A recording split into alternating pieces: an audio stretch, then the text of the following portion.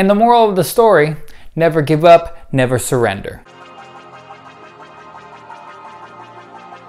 Darkest Hours, a new film from Joe Wright. It stars Gary Oldman, Lily James, Kristen Scott Thomas, and Ben Mendelsohn. It's in the early days of World War II and Adolf Hitler is hot on the attack. Newly appointed Prime Minister Winston Churchill has his back against the wall as everyone is urging him to consider a peace treaty with Hitler while he stands with his ideals of fighting for freedom, fighting for liberty, and standing tall. While literally everyone is against him, he must find a way to inspire the people to stand up for what's right. There are a few things that I want to praise about this film. For one, its director, Joe Wright. Joe Wright first got everyone's attention with Pride and Prejudice starring Keira Knightley. Then he blew us all away with Atonement starring the now great Saoirse Ronan. It seems like he was experimenting and trying new things with Hannah, Anna Karenina, and even the big flop Pan, and none of those movies ever lived up to the hype of both Pride and Prejudice and Atonement. Well, he's back in full form with this movie with a great story and laser sharp focus. Another person that deserves a lot of praise and attention is Bruno Debanel as a cinematographer in this flick. Working side by side with Joe Wright, he really shows a cunning eye for imagery. From the first speech that Churchill has to give as Prime Minister, the dread in the color red from the light bulb that overpowers the room, the beautiful shot of Churchill frozen with that light bulb. They both also create incredibly beautiful tracking shots, following Churchill from room to room. You really feel how claustrophobic it must have felt to be Winston Churchill at these dire moments, especially when speaking with his team and having to prove himself through his speeches. You really feel like you're thrown in the middle of a lion's den, a political lion's den. It is overwhelmingly fantastic. Another thing to praise in this movie is its score. Composer Dario Marianelli works again with Joe Wright. Not since Atonement have I heard something from him so memorable. It is haunting, tense, and powerful. It may not fully match the great, fantastic score from Atonement, but it comes extremely close. And last but of course never least, the last thing that I have to incredibly praise in this film is Gary Oldman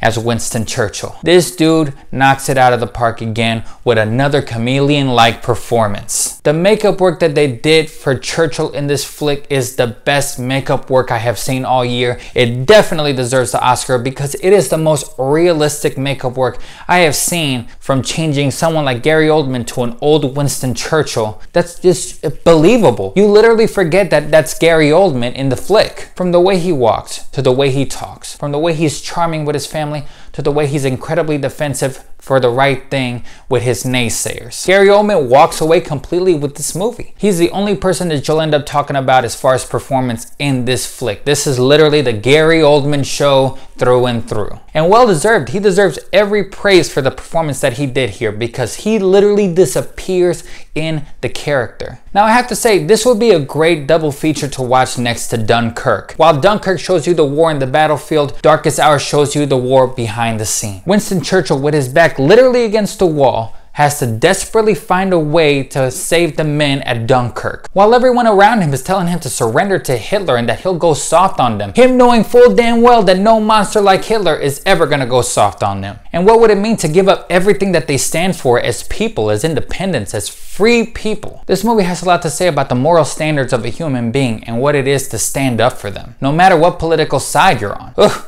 This movie came at a great time. My two favorite scenes have to be between Churchill giving his first speech as Prime Minister to the people and his first time taking a subway and actually speaking to the people in the streets and getting their advice and opinion and what they stand for and what is right and what is wrong. Incredibly powerful stuff. Now, the one thing that I have to say that this movie suffers is the fact that the supporting cast completely falls on the wayside. Not to say that the performances aren't strong, it's just that the characters don't really get much to do because Churchill shines so much. Lily James as Churchill's assistant gets one moment of personal background, but other than that, she's just along for the ride. Kristen Scott Thomas is Churchill's wife, just there for moral support. Ben Mendelsohn as King George, yeah, fights with him, doesn't agree with him, but then ends up supporting him. Literally, there is no standout performance other than Gary Oldman's Churchill, and the other characters just suffer a bit from that. All in all, this is a fantastic movie, very powerful, should be watched back to back with Dunkirk, and it's got one of the greatest performances Gary Oldman has ever given. I'm gonna give this film 4.5 out of 5 stars. Well, once again, guys, thanks for watching. If you like what you see here, click like at the bottom. Go to our SoundCloud page for our more extensive reviews. This is Ray from LiveWire, and once again, thanks for watching.